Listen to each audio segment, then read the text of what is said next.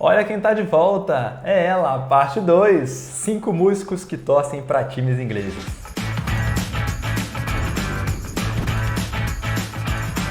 Salve, salve, amantes do melhor futebol do mundo, começando mais um vídeo aqui no canal da PL Brasil e dessa vez voltamos com a parte 2. Até que enfim, né? De músicos que torcem para times do futebol inglês. No primeiro vídeo a gente falou de Elton John, falamos de Adele, vários outros artistas, né, Desi? Exatamente. E o pessoal gostou bastante, né? Pediu lá, comentou, né?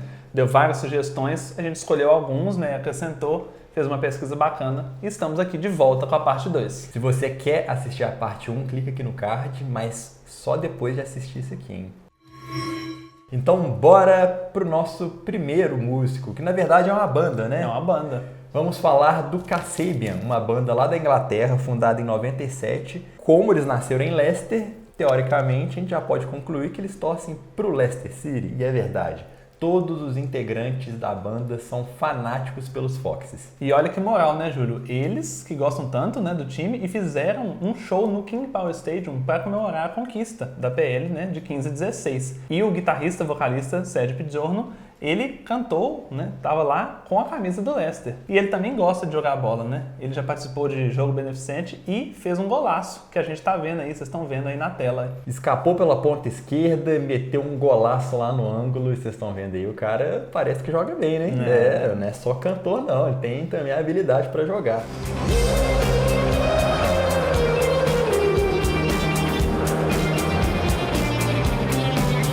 O Pizzorno é o mais aficionado pelo Leicester da banda, né? A gente já falou um monte de coisa dele e é um sonho dele também, um dia na vida, desenhar um uniforme do Leicester. Ele já deu uma entrevista falando que se desse papel e caneta pra ele, ele desenhava 3 uniformes bonitos de uma vez só. E pra gente encerrar essa parte da relação do Kasabian com o Leicester City, não sei se você sabia, eu acho que muita gente sabe, né? Aquela introdução famosa, nostálgica que começou em 2010, que muita gente ama e a gente tá colocando aqui pra vocês darem uma relembrada, a música, a trilha sonora dela era do Kasabian, da música Fire, e certeza absoluta que quem acompanhava naquela época sente muita saudade também.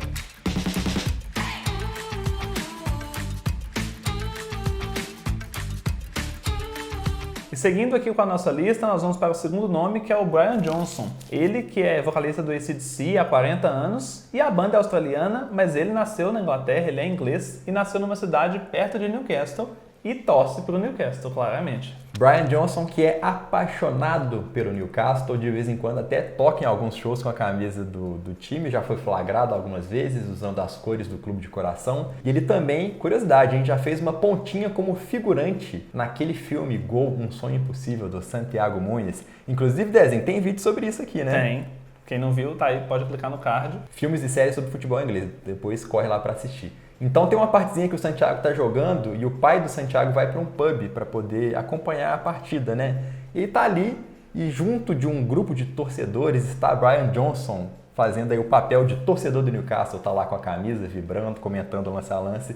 É muito engraçado. Vamos colocar um framezinho para vocês darem uma olhada, uns trechinhos do filme. E coloquem nos comentários se você assistiu o filme e passou batido ou se você tava com o olho de lince e localizou logo de cara. E o Júlio comentou aí a lembrança boa, né? A participação VIP dele aí no filme, mas também tem uma história não tão boa. No começo dos anos 80, ele quase caiu num golpe, né? O pessoal viu que ele estava ficando famoso, pensou, não, ele deve ter dinheiro. E a diretoria da época convidou ele para ser um membro, né? Para participar. Mas não era uma coisa muito boa. Ele não teria muito poder de decisão, não ia opinar em nada, mas teria que desembolsar 500 mil libras, que é muito dinheiro, né? Hoje e na época era mais ainda. Ele pensou bem, falou, melhor não, né? Pensou melhor, deve ter ouvido ali alguns amigos, falou, não vou entrar nessa não. Ainda bem, né? Porque ele não entrou, não gastou esse dinheirão, porque ele ia ser só mais um, ia injetar dinheiro, mas não ia fazer nada. Ia ganhar nada com isso, porque quando você é membro de uma diretoria de futebol, você tem que ter voz, tem que tomar decisão, e eles não iam dar isso pra ele. A diretoria do Newcastle naquela época só queria encher o bolso,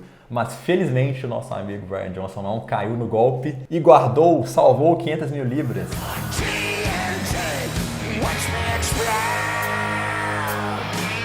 E agora nós vamos mudar de cidade. Quem que é o próximo nome da lista, Júlio? Damon Albarn, lendário vocalista da banda Blur, que é apaixonado pelo Chelsea. Pra quem não sabe, o Blur junto com o Oasis foram um dos precursores do movimento Britpop que chacoalhou a Inglaterra musicalmente nos anos 90. E as bandas eram rivais tanto na música quanto no futebol. Na música porque se farpavam muito nas entrevistas, dividindo palco em festivais também, e no futebol porque torcem para times diferentes. E times que brigam por posições no alto da tabela. O City com os irmãos Gallagher e o Chelsea, especificamente falando, com o Damon Albarn, vocalista do Blur. E assim como acontece com outros artistas que a gente já falou aqui, né, a vida, né, esportiva e a torcida pelo futebol se mistura com os trabalhos, né?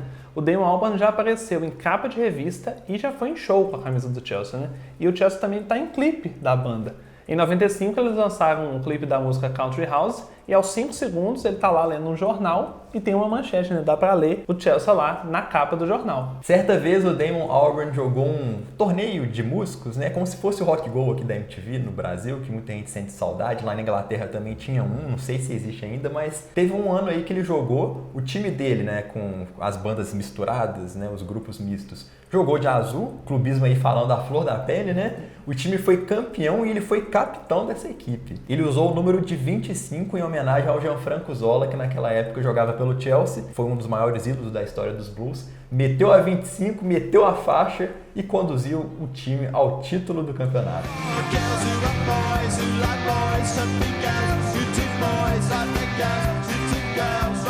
E agora fazendo uma transição de gêneros musicais, né, Dezinho? Vamos sair do Britpop e ir pro Heavy Metal. É isso mesmo. O quarto nome dessa lista é o Steve Harris, que é baixista, fundador e líder da banda Iron Maiden. Ele que nasceu numa cidade perto de Londres e torce pro West Ham. Ele que é torcedor de ir no estádio, também acompanha no rádio, na televisão e também já foi em show, né, com cachecol, já tocou, né, com adereços dos Hammers. E tem mais uma coisa, né, que ele leva pros shows, né, Júlio? Tem uma coisa que ele sempre leva pro show, afinal, é o instrumento de trabalho. Ele precisa levar, que é o contrabaixo titular dele, toca em todos os shows. Se não me engano, vocês podem me consertar, os fãs de Iron Maiden, acho que é um Fender Precision.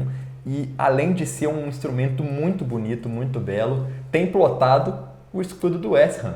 Então é bem interessante, né? A gente está colocando aí as imagens para vocês darem uma olhada. O Steve Harris leva consigo a paixão para os palcos, a paixão pelos Hammers. Legal demais de se ver. E esse amor tão intenso dele pelo time, né, começou desde novo, né? Ele que antes de se tornar músico, jogou nas categorias de base do West Ham, mas acabou não seguindo o caminho profissional, né? E seguiu o caminho profissional na música e deixou ali o futebol só para as peladas, né? Ele também jogava, né, entre os shows ali, entre as turnês, mas seguiu profissionalmente o caminho do rock. E lembra daquele campeonato do Damon Albarn, do Blur, que eles venceram?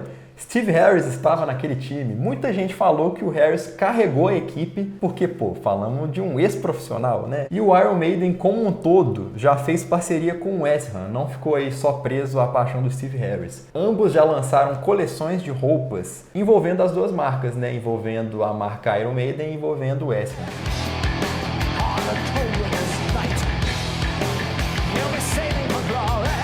Para fechar essa nossa lista, nós vamos falar de um torcedor de um time que não está atualmente na Premier League, né, Júlio? É o Ian Gillan, que é vocalista e compositor da banda Deep Purple.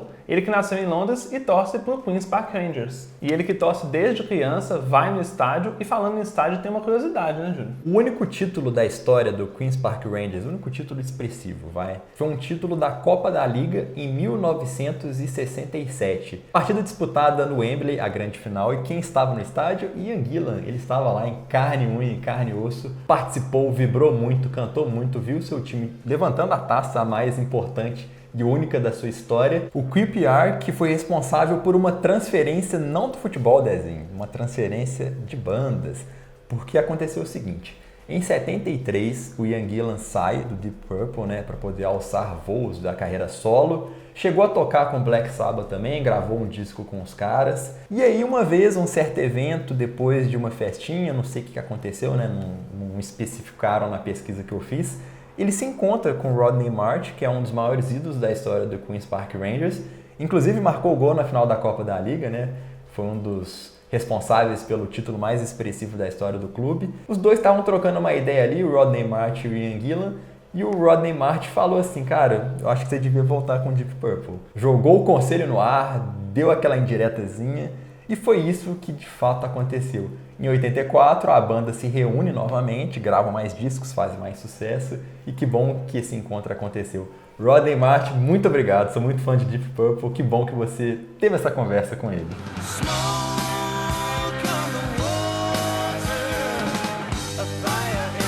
Então é isso, pessoal, chegamos ao fim de mais um vídeo aqui no canal da PL Brasil. Eu espero que vocês tenham gostado dessa parte 2, né, que a gente trouxe mais 5 nomes, né? Ainda tem muita gente para falar, então fala aí nos comentários se vocês querem uma parte 3, né, quem que vocês gostariam de ouvir um pouco da história, né, que a gente, quem sabe, traz aí daqui a um tempo. E deixe o seu like também se você curtiu esse vídeo, se inscreva se você ainda não é inscrito, espalhe a palavra da PL Brasil para todo mundo, manda esse vídeo no Zap, para aquele seu tiozão que adora uma banda de rock, né, compartilha com ele que ele vai gostar com certeza, e também continue acompanhando os vídeos aqui, vídeos todas as semanas sobre diferentes temas, e é isso aí, nos vemos na próxima, um abraço para vocês e tchau, tchau, falou!